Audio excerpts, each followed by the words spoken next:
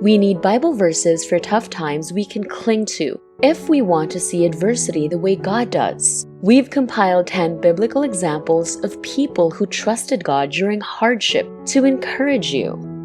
Deborah, relying on God in facing life's challenges. There are many different types of difficulty. The busy chaos of managing life can sometimes be more complicated than a severe tragedy. We risk becoming exhausted, disappointed, and never feeling like we've completed anything because of everything we want to accomplish each week and each day. The list of things to do feels endless. Deborah was one of those incredibly gifted individuals who seemed capable of doing everything. She served as a judge, a prophetess, a leader, a mother, and a wife. And she bravely led people into combat alongside that. Her life is so motivating. How did she manage it all? Deborah had faith in God under difficulties. We put in long hours at tough jobs every day and try our best to provide for our families. While we may not hold the same position as Deborah, life nevertheless expects a lot of us, resolving conflicts and supporting others with their marriages, finances, children, and health. Like many of our families, Deborah's family, the people of Israel, had its share of problems. Hers was simply larger. She can serve as an inspiration for how to deal with the chaos in our daily life. Then Deborah said to Barak, "Go, this is the day the Lord has given Sisera into your hands. Has not the Lord gone ahead of you?" So Barak went down Mount Tabor with 10,000 men following him. At Barak's advance, the Lord routed Sisera and all his chariots and army by the sword. Sisera got down from his chariot and fled on foot.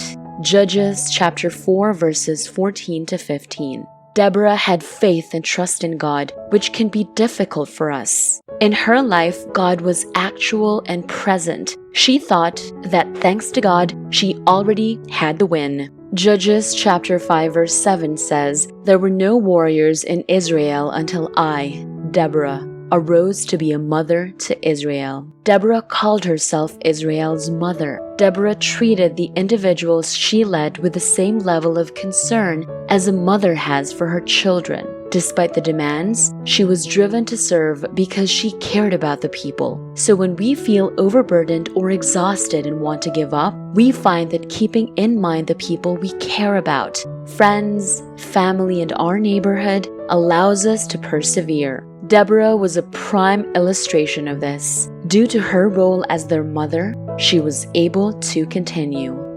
Zechariah and Elizabeth.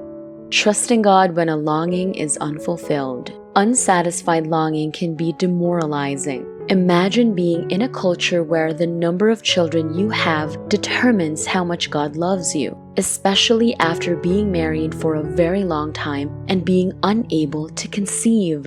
This is the tale of Zechariah and Elizabeth, a very old and childless couple. They serve as an illustration of someone who knew the agony of having your wishes unmet and not being able to understand why. Have you recently been turned down for anything you yearned for?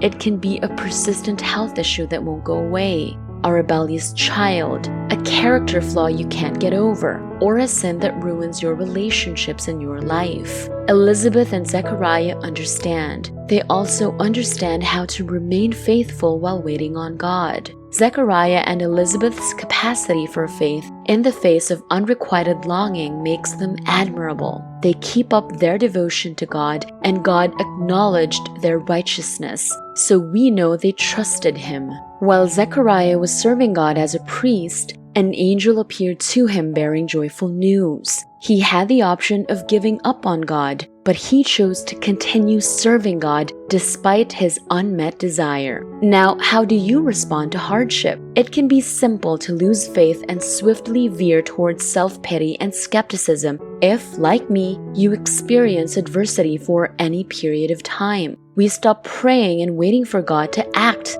As a result of this, Elizabeth and Zechariah's narrative teaches us about God's promise and what it means to live by faith. God worked to bless Zechariah and Elizabeth's lives even after they had to wait a very long time. demonstrating his devotion to them. Second, Zechariah and Elizabeth believed God loved them and desired to bless them. Therefore, they lived by faith. They desired to maintain their righteousness while they awaited the fulfillment of their desires. When we reflect on God's constancy and decide to live by faith, we can have hope during waiting times.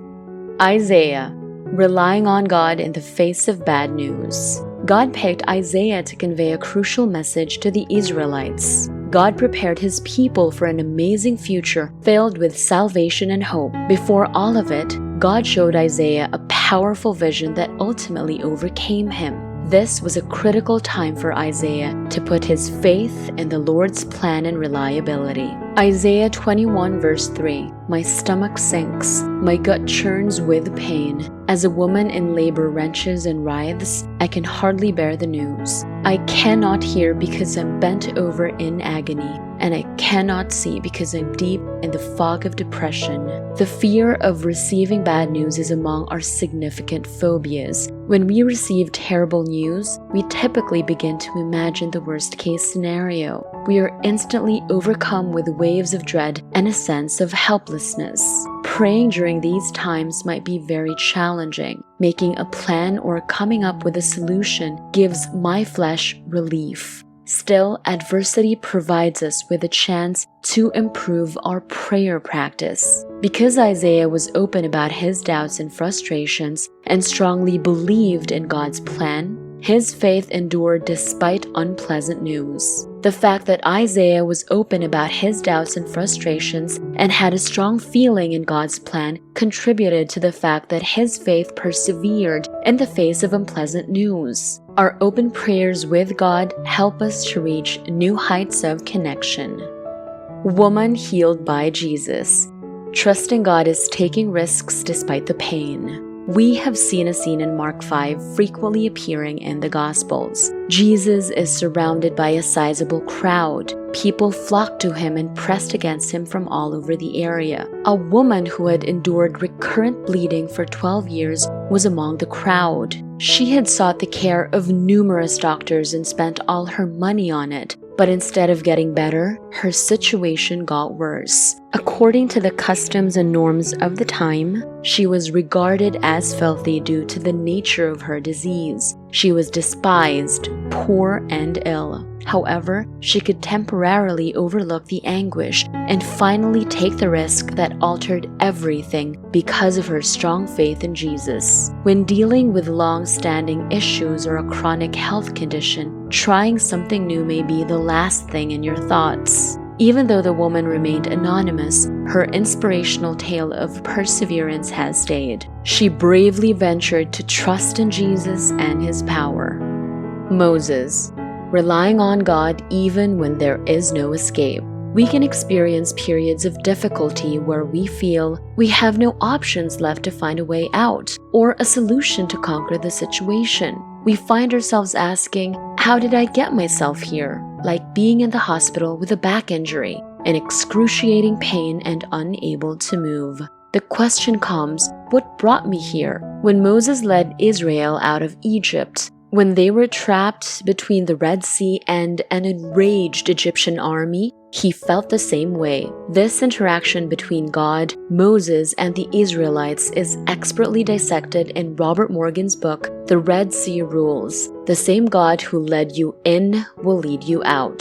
The Israelites were led by God precisely to the Red Sea's margin, and that was where he wanted them to be. Only God could make a way for them because the Egyptians and Pharaoh were closing in, and the river was at their backs. Sometimes in our life, we may have this experience. We believe that we are in an impossible circumstance so that God can demonstrate his strength to us. God thinks creatively and unconventionally. Everyone felt that they had no way out since no one could have foreseen that he would separate the Red Sea so that the Israelites might cross on dry land. All of us will experience challenging times. Even while it is simple to become anxious about having nowhere to turn to, these are the times that we may most clearly see God at work.